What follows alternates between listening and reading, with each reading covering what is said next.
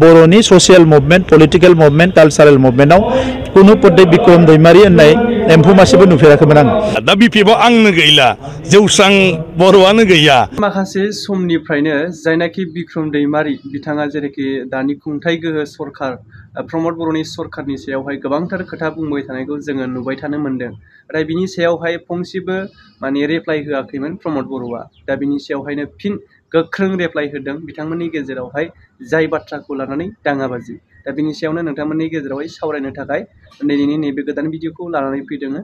आसा खालामो नोंथांमोना भिडिअखौ जोबजासे नायलांगोन आरो लोगोसे नैबेबायदि खौरां गोदान मोनबाय थानो थाखाय चेनेलखौ सापर्ट खालामनानै होनो हागोन। जे जोङो गोबां समावनो नुनो मोनो जायनाखि मोनसे समनि बिटिसि कन्ट्रेक्टर एस'सिएशननि सासे गोख्रों दैदेनगिरि बिक्रम दैमारि बिथां साराहाय दानि खुंथाय सरकारनि सायावहाय गोबांथार बाथ्रा बुंनायखौ जों नुनो मोनो। बेबायदिनो माखासे दाख्लैसो बावाखै बुंनाय बाथ्रा जायनाखि बिटिसिआवहाय जायफोर स्कुल कलेज प्रभिन्सियेलाइज जानांगौमोन बेफोरनि सोमोन्दै बाथ्रा बुंनाय। दा बेफोरनि सोमोन्दै जायनाखि जायाखै बेफोर बुंनायनि बाथ्रानि सायावनो फिन दिनैनि समावहाय प्रमद बर'आ माखासे फिननाय होदों जे थांनाय 15-20 बोसोरावहाय जायनाखि बिथांमोननि सोमावसारनायाव जोंनो स्कुल प्रभिन्सियेलाइज नांगौ कलेज प्रभिन्सियेलाइज नांगौ नैबेबायदि सोमावसारनायावहाय बिक्रम दैमारि होननाय एम्फौ मासेबो नुनो मोनाखै। नैबेबायदि बाथ्राखौ प्रमद बर' बिथांनि बुंनाय बाथ्राखौ नोंथांमोना दा जोबनायहालागै नुनो मोनगोन।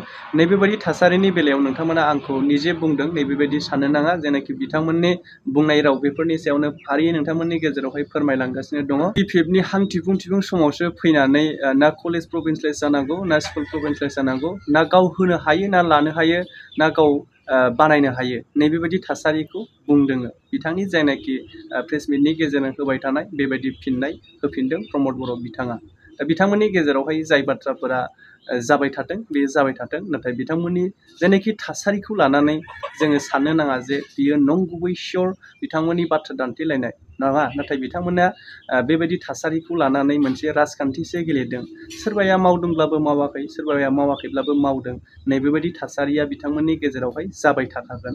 बेयो निस्सयथ' बिथांमोननि राजखान्थियारि थासारिखौ लानानै मानसि बोनो हानायनि मोनसे केपासिटि। दा नैबे भिडिअखौ नोंथांमोना नायनानै लाग्रो मा बाथ्रा बुंदों। बेनि उनाव आरोबाव आं फिन मोनसे बाथ्रानि सायावहाय सावरायबावगोन। बे जेबो मिथिया आरो बेहा कुनु समाजारि दायित्व गैयै मानसियासो बेबायदि बुंनो हायो। कलेज प्रभिन्सियेलाइज जानांगौ होननानै बिक्रम दैमारिया मालाबाबो सोमावसाराखै, जों सोमावसारदों। स्कुल प्रभिन्सियेलाइज जानांगौ होननानै बिक्रम दैमारिया मालाबाबो सोमावसाराखै, जों सोमावसारदों। जोङो थांनाय 15-20 बोसोर फरायसालिया प्रभिन्सियेलाइज जानांगौ, फरायसालिमाया प्रभिन्सियेलाइज जानांगौ, मास्टारनि साख्रिया जानांगौ, लेखा सम मथे मोननांगौ। बेफोर सोमावसारनायाव जों दङमोन। बिक्रम दैमारि होननाय एम्फौबो नुवाखैमोन आं बेवहाय।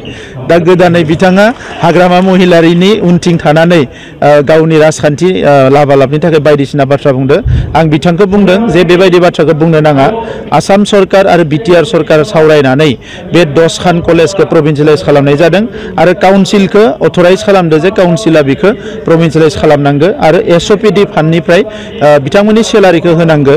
आरो जि समाव आसाम सरकारा 2025आव एमेन्डमेन्ट लाबोबावगोन बै समाव बे गासैबो कलेजा प्रभिन्सियेलाइज जागोन। बिनि अनगायैबो बाखि थालांनाय कलेजखिनिखौबो प्रभिन्सियेलाइज खालामनो थाखाय जों आसाम सरकारजों सावरायगासिनो दङ। दा बेवहाय बिक्रम दैमारिया ना लाग्रा ना होग्रा ना बियो आन्दलन खालामग्रा ना मा? बे सासे ठिकादारसोमोन। दिनै बिपिएफनि हां थिफु समाव फैनानै ससियेल मिडियायाव ओंखारनानै जानला मानला बुंबाय थाबानो ना स्कुल प्रभिन्सियेलाइज जागोन ना कलेज प्रभिन्सियेलाइज ना बिक्रम दैमारिया बेखौ मावनो हायो ना मा खालामनो हायो। दा नंखायनो जाय खामानि मावदो बेखौ डिसकारेज खालामनाङा। बर'नि social movement political movement cultural मुभमेन्टआव कुनु पदे बिक्रम दैमारि होननाय एम्फौ मासेबो नुफेराखैमोन आं।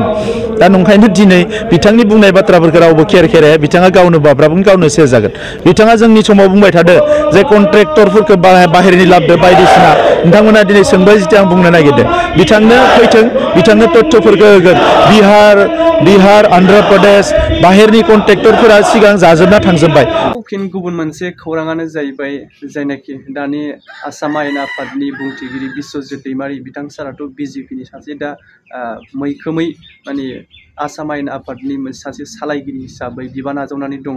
दा नैबेबायदि थासारियावहाय बिथाङा बुंदों जे नैबे फैबाय थानाय MP इलेक्शन जेनाखि बे समावहाय BPF आ थांनाय बोसोरावनो गाव जिथु BPF आव थानाय समावनो 1.5 लाखसोल' भट मोननायनि केपासिटिखामोन आरो बेजों लोगोसे बिथांमोना नैबेबायदि थासारियावहायनो देरहानो हाबावाखै अब्ला नैबे थासारियावहाय गाव जिथु गैला आरो लोगोसे मोजां BPF आवनो जाय दैदेनगिरिफोर बेफोरनो गैला अब्ला माबोरै देरहाबावगोन नैबे थासारिखौ बिथाङा बुंदों दे आं बुङाखै दा बिथांनि जेनाखि बाथ्रा बुंनाय बियो माबोरै बियो थारै बिथांनि रावल' ना थांनाय बै समाव नंमारगौमोन दा नोंथांमोना बेखौ जाज खालामहर नोंथांमोननि सायाव हगारनानै होनाय जादों जाय बाथ्राखौ नोंथांमोना मोनदांनानै जाय बाथ्राखौ नोंथांमोना नोंथांमोननि जेनाखि गोसो सिङाव साननाय थारै जोंनि गेजेरावहाय सोर बादिया माने सोर देरहानानै फैमारगोन बा सोर जोंनि गेजेरावहाय सासे मैखोम दैदेनगिरि हिसाबै सोर बायदिया माने जोंनि गेजेरावहाय जों जाथि हिसाबै हारि हिसाबै जौगानायनि खामानि मावगोन दा नैबेखौसो जोङो फकास खालामनांगौ दे बेवहाय जोंनि दैदेनगिरिफ्राथ' गोबाङानो गोबां बाथ्रा बुंखागोन सोरबा UPPL सोरबा BPF ब्लाबो जाथिनि पार्टिब्लाबो दासान्दि माने राजखान्थि बिथिङावहाय फोथायजाया ना रावखौबो दा नैबेबायदि थासारियावहाय जोंसो सायख'नांगोन जोंनि थाखाय सोर बिजाथिया मोजां जागोन जोंनि थाखाय सोर खामानि मावगोन ना नैबेबायदि थासारिखौसो जोङो नोजोर बोनांगौ जायो दा बेबायदिनोसै राजखान्थिनि बिथिङावहाय दा बोथोराबोथ' बावथारलिया फैथारनोसै बिनिखायनो दा अखा नायोब्लानो खालि राजखान्थिनि दैदेनगिरिफोरनि माने जमायनानै दोननाय जायनाखि बुंगोन आङो जेब्ला राजखान्थिया खाथि सफैगोन अब्ला ओरैबायदि बाथ्राखौ बुंनानै गोदौ होनानै फुरा मानसिफोरखौ आंनि फारसे आंनि पार्टिनि फारसे बोजोबगोन लाबोजोबगोन नैबेबायदि बाथ्राखौ दा बिथांमोना बोनथुमनानै दोननाय बाथ्राफोरखौ फुरा गेब्रु होनाय बायदि ना जेरै मोनामनाय बेसादफोरा गेब्रुयोब्ला मोनामग्रा बेसादफोरा फुरा थानो हायै गन्डगल जायो नैबेबायदि थासारिखौ बिथांमोना दा बुफ्रु बाथ्राफोरखौ बुंनानै फुरा गुब्रुसार होजोबनानै